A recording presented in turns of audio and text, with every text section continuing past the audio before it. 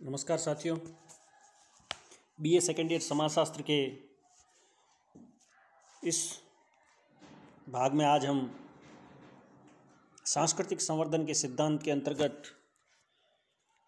उद्विकासवाद के बारे में पढ़ेंगे। सांस्कृतिक संवर्धन के जो प्रमुख सिद्धांत है, थ्योरी ऑफ कल्चरल ग्रोथ, यदि उसकी हम बात करें तो कोई भी संस्कृति जड़ नहीं होती है, बल्कि उसमें परिवर्तन और गतिशीलता पाई जाती है।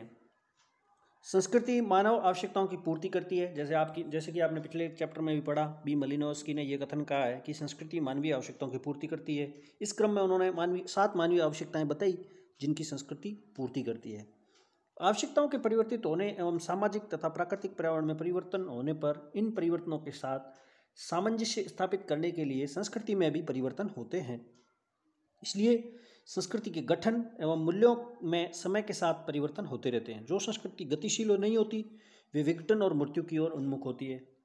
मानव शास्त्रियों ने प्रारंभ से ही सांस्कृतिक समानताओं तथा विभिन्न संस्कृति के विकास एवं संवर्धन को ज्ञात करने का प्रयास किया।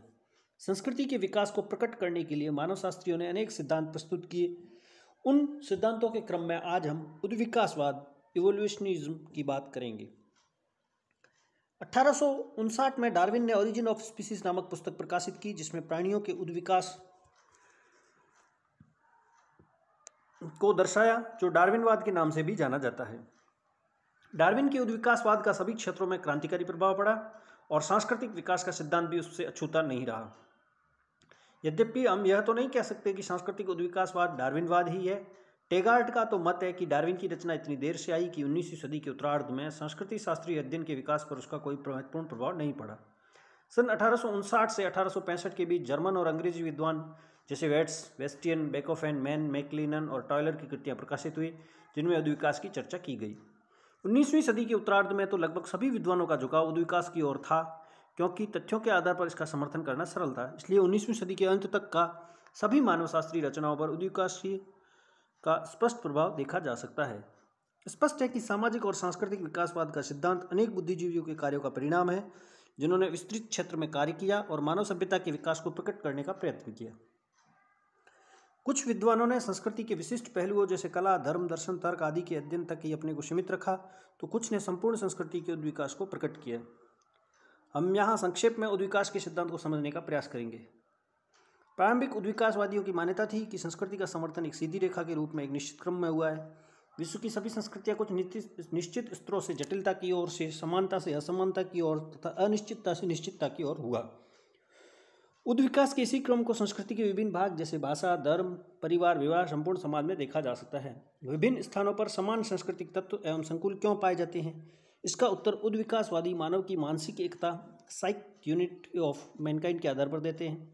यदि मनुष्य को समान पर्यावरण मिले तो वे समान रूप से सोचेंगे। पर्यावरण की भिन्नता के कारण ही एक संस्था के विभिन्न रूप सामने आए हैं। अतः जब भिन्न भिन्न स्थानों पर समान सांस्कृतिक तत्व दिखाई देते हैं तो इसका अर्थ है कि समान परिस्थितियों में मनुष्य के समान रूप क्रियाएं की है, इसलिए ही समानांतर आविष्कार हुए। उदाहरण के लिए कृषि का आविष्कार दक्षिण पूर्व एवं दक्षिण पश्चिम एशिया तथा अमेरिका में समान रूप से हुआ। शून्य का आविष्कार हिंदू, बेबीलोनिया तथा माया संस्कृति में स्वतंत्र रूप से हुआ। कागज का निर्माण एवं छापे खाने का आविष्कार पूर्व एवं पश्चिम में साथ साथ हुआ। लेखन कला का विकास भी दुनिया के कई देशों में स्वतंत्र रूप से हुआ।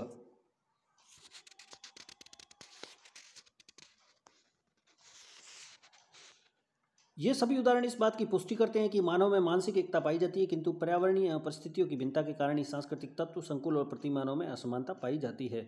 सभी संस्कृतियों में प्रारंभ से सरल एवं समान सांस्कृतिक तत्व पाए जाते थे, जो धीरे धीरे समाज के विकास के साथ जटिल होते गए।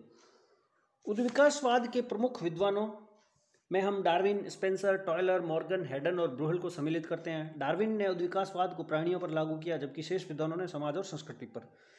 कुछ उद्विकासवादियों के विचारों का हम यहाँ उल्लेख भी करेंगे। मॉर्गन का मत है कि मानव जाति का इतिहास अपने उद्गम में एक है, अनुभव में एक है तथा प्रगति में भी एक है। वे मानव समाज और संस्कृति का उद्विकास एक सीधी रेखा में सरलता से जटिलता की ओर मानते हैं। मॉर्गन ने मानव समाज के उद्विकास के 3 स्तर बताए: जंगली, बर्बर और सभ्य, सेवेजरी, बर्बरिज्म और सिविलाइजेशन। प्रत्येक स्तर को निम्न, मध्य और उच्च स्तर में बांटा। अरण्य अवस्था में निम्न स्तर में मानव की उत्पत्ति हुई। मध्य स्तर में उसने आग जलाना सीखा और मछली का शिकार किया। उच्च स्तर में उसने तीर धनुष का आविष्कार किया। समाज की दूसरी अवस्था बर्बर अवस्था थी। बर्बर अवस्था में निम्न स्तर में बर्तन बनाने की कला का आविष्कार हुआ। मध्यम स्तर में पशुपालन और सिंचाई, उच्च स्तर में लोहे का प्रयोग। लोहे को गलाकर हथियार और औजार बनाए जाने लगे। समाज के विकास की तीसरी अवस्था सभ्यता की है। इसके निम्न स्तर में मानव ने भाषा का प्रयोग और लेखन कार्य प्रारंभ किया तथा इस समय व्यापार का भी विकास हुआ। मध्य स्तर में बड़े पैमाने पर व्यापार और मशीनों का प्रयोग होने लगा। उच्च स्तर पर आज की यूरोपीय सभ्यता है, जहाँ पूंजीवादी और समाजवादी व्यवस्थाएं देखने को मिलती है। मॉर्गन ने अपने उद्विकासीय सिद्धांत को विवाह, परिवार और नातेदारी के विकास पर भी लागू किया। आपका मत है कि एक विवाह विवाह का सबसे ऊंचा स्तर है, जो यौनाचार से प्रारंभ होकर समूह विवाह, बहुपति विवाह, स्वेच्छा से एक विवाह और बहुपति विवाह के स्तरों से गुजरा। विवाह बंधनों के परिवर्तनों के साथ साथ परिवार में ही परिवर्तन आया। वे परिवार का उद्विकास गोत्र से मातृपक्षीय, पितृपक्षीय और द्विपक्षीय स्तरों के रूप में होने मानते हैं। परिवार उद्विकास के 5 स्तरों से गुजरा: रक्त संबंधी परिवार, समूह परिवार, सिंडेस्मियन परिवार, पितृसत्तात्मक परिवार और एक विवाही परिवार। टॉयलर ने धर्म के क्षेत्र में उद्विकास को लागू किया और कहा कि धर्म का उद्विकास बहुदेववाद से एक देववाद की ओर हुआ है। आदिम धर्म में आत्मावाद में विश्वास किया जाता था, साथ ही पूर्वजों की पूजा की जाती थी। अनेक देवी देवताओं को पूजा से ही आगे चलकर केशववाद का विकास हुआ। हैडन ने उद्विकासवाद को कला पर लागू किया और कहा कि कला का उद्विकास यथार्थवादी कला से संकेतवादी कला तथा रेखाचित्र की तरफ हुआ है। रियलिस्टिक आर्ट से सिंबॉलिक आर्ट तथा जियोमेट्रिक आर्ट की तरफ हुआ है। प्रारंभ में व्यक्ति, पेड़, पशु, पक्षी, मानव के वैसे ही चित्र प्रदर्शित करता जैसे वे दिखाई देते थे। धीरे धीरे उन्हें संकेतों और रेखाओं द्वारा चित्रित किया जाने लगा। प्रारंभिक उद्विकासवादियों ने सांस्कृतिक प्रक्रियाओं को समझने में अपना महत्वपूर्ण योगदान दिया, किंतु वे अधिकांशतः स्वतंत्र उद्विकास को प्रकट करने के लिए अतिवादी हो जाते थे और उनकी यही सबसे बड़ी कमजोरी थी। उद्विकासवाद की विभिन्न विद्वानों ने आलोचना की, जो इस प्रकार से हैं। अब उद्विकास की हम कुछ आलोचनाएं देख सकते हैं, जिनके अंतर्गत सबसे पहली है: समान सांस्कृतिक तत्वों की उत्पत्ति के कारण समान रहे यह आवश्यक नहीं है। मानव इतिहास इस बात का साक्षी है कि एक ही भौगोलिक पर्यावरण में भी भिन्न भिन्न प्रकार की संस्कृतियां पनपी है। बहुपत्नी विवाह का जन्म एक स्थान पर स्त्रियों की बहुलता के कारण हुआ तो दूसरे स्थान पर ऐश्वर्य और सामाजिक प्रतिष्ठा के कारण। उद्विकासवादी यह मानते हैं कि समाज और संस्कृतियां कुछ निश्चित स्तरों से होकर गुजरी है, परंतु यह बात भी सही नहीं है। आर्थिक विकास के क्रम में सभी समाज शिकारी अवस्था में पशुपालन, कृषि और औद्योगिक अवस्था से गुजरे, यह आवश्यक नहीं है। क्रम बीच में टूट भी सकता है, 2 या अधिक स्तर साथ साथ भी चल सकते हैं। अमेरिका की कई जनजातियां जो कृषि करती है कभी चरवाहा पशुचारण अवस्था में नहीं रही। भारत में भी कई ऐसी जनजातियां जो जंगलों में शिकार या पशुचारण करती थी, अब उद्योगों में लगी और उन्होंने भी कृषि कार्य नहीं किया है। उद्विकासवादियों की अध्ययन पद्धति भी दोषपूर्ण रही है। वे सभी आर्मचेयर वैज्ञानिक थे जिन्होंने कभी क्षेत्र में जाकर कार्य नहीं किया। इनसे अधिकांश निष्कर्ष यात्रियों और मिशनरियों द्वारा दी गई सूचनाओं पर आधारित है। इन्होंने कभी भी इन सूचनाओं की जांच करने का प्रयत्न नहीं किया। उद्विकासवादियों ने अपने मत को प्रतिपादित करने में अब इतने अतिवादी हो चुके थे कि यहाँ कहीं भी ये सांस्कृतिक तत्वों की समानता पाते हुए उनके विकास क्रम को दर्शाने लगते हैं। उद्विकासवादियों ने प्रसार के सिद्धांत को स्वीकार नहीं किया। संस्कृति सीखी जाती है, अतः भिन्न भिन्न संस्कृति के लोग जब संपर्क में आते हैं तो वे परस्पर आदान प्रदान करते हैं। परिणाम स्वरूप संस्कृति का प्रसार दूर दूर तक होता है। गोल्डन वीजर का कहना है कि उद्विकासवादियों ने प्रसार की तरह आविष्कार के महत्व को भी भुला दिया। संस्कृतियों का उद्विकास मानव शरीर की तरह संगठित रूप में न होकर प्रत्येक पक्ष का स्वतंत्र रूप से होता है, क्योंकि हर पक्ष की स्वतंत्र सत्ता है।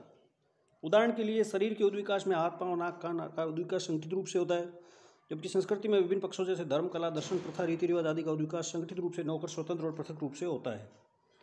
गोल्डन वीजर सांस्कृतिक समानता के लिए उद्विकासवादियों की मानव की मानसिक एकता की भी बात स्वीकार नहीं करते। इसके स्थान पर वे प्रसार को अधिक महत्व देते। उद्विकास की कमियों और आलोचनाओं के बावजूद भी इस बात से इनकार नहीं किया जा सकता कि इन्होंने संस्कृतियों का विश्लेषण एवं तुलनात्मक अध्ययन प्रस्तुत कर सांस्कृतिक मानव शास्त्र को महत्वपूर्ण सामग्री प्रदान की है। Thank you.